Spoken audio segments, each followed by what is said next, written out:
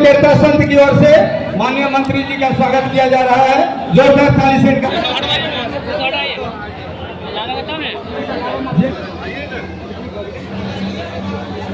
अब हम आग्रह करिएगा, सुबोध केसरी जी खाली कीजिए। आजा खाली कर बताओ। शंकर शाह जी से मुकुट पिन्हा के इनका स्वागत किया जाए।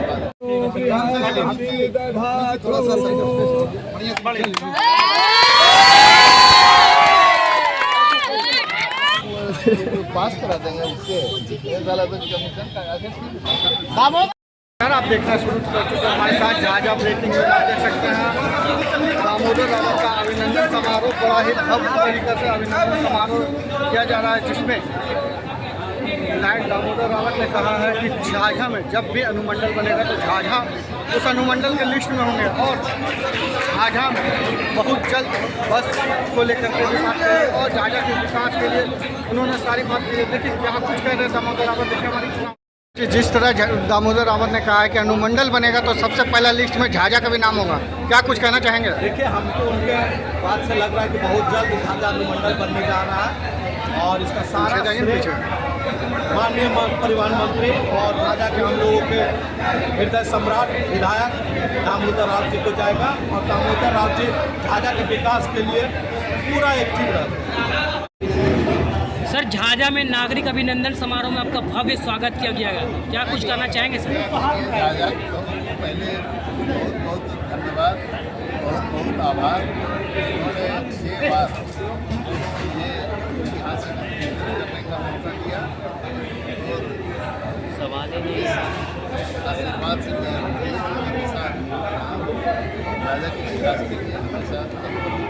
काफ़ी लंबे समय से अनुमंडल की दर्जा के लिए मांग हो रही है और लोग यहाँ भी मांग किए, क्या कुछ कहना चाहेंगे सर?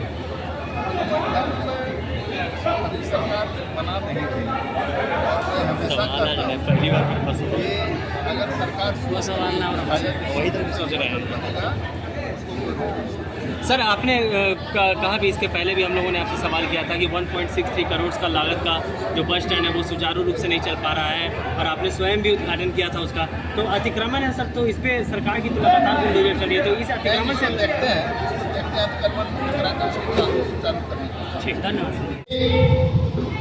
प्रदूषण की स्थिति क्या है देश में और उससे बिहार और झाझा भी अछूता नहीं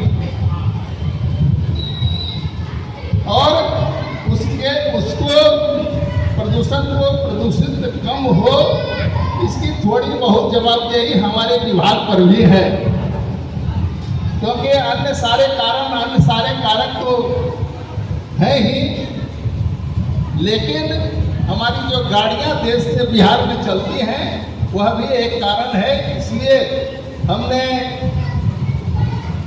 अपने विभाग का 2 एजेंडा पहला कैबिनेट जो जिसमें मैं मंत्री हुआ उसका पहला कैबिनेट में हम लोगों ने 2 एजेंडा पारित कराया, आपने अखबारों में पढ़ा होगा। और यह जो स्थिति है, जो पर्यावरण दूषित हो रहा है और पर्यावरण के अनुकूल हमको वातावरण बिहार में बनाना है, इसके लिए हम लोगों ने यह तय किया है कि 2030 तक 30% जो अभी गाड़ियां 30% हम लोग इलेक्ट्रिक वाहन प्रयोग में लाने का काम करेंगे और उस दिशा में हम लोगों ने काम किया है।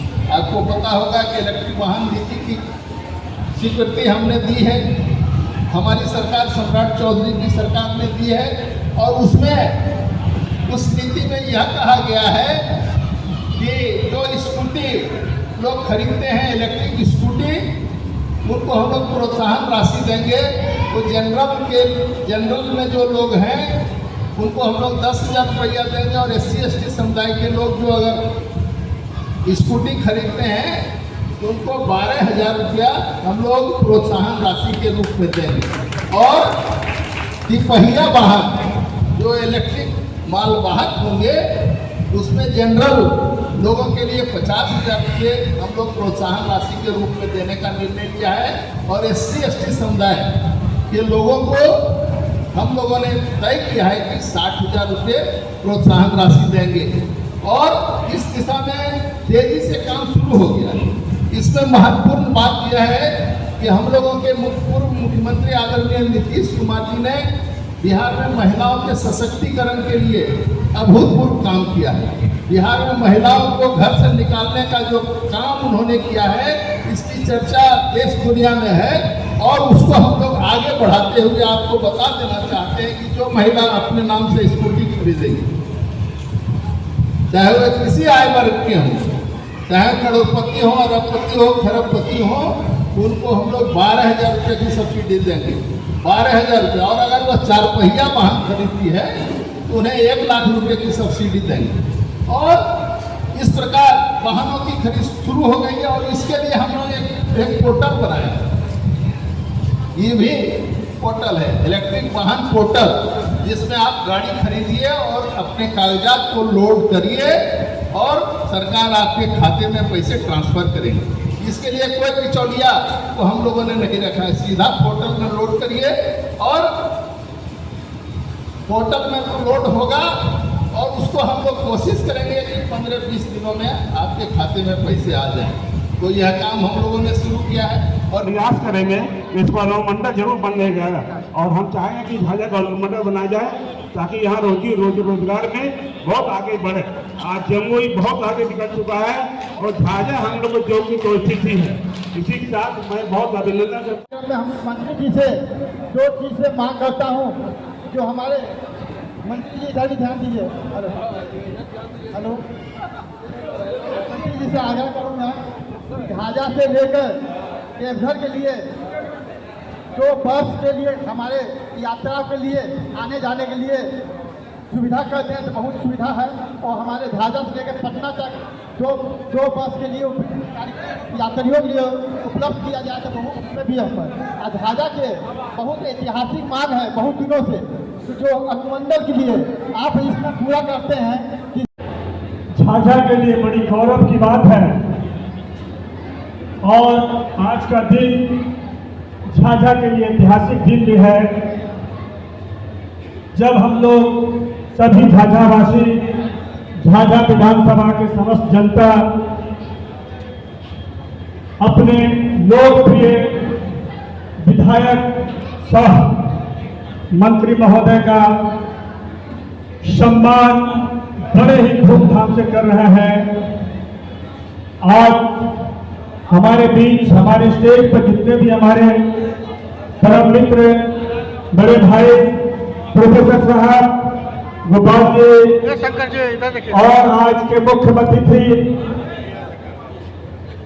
श्री दामोदर रावत जी, साथ ही साथ वंदे जय श्री राम, जय श्री राम। आज हम लोगों के बीच हमारे माननीय मंत्री जी, सम्मानित मंच सामने बैठे हमारे सभी सम्मानित भाई बहन और हमारे सम्मानित पत्रकार भाई, सबको मेरा प्रणाम। मंत्री बनने के बाद पहली बार आए हैं, इनका अभिनंदन है, स्वागत है, वंदन है और बहुत बहुत बधाई मंत्री जी। झाझा पे आप अपना कृपा बनाए रखिएगा। धन्यवाद।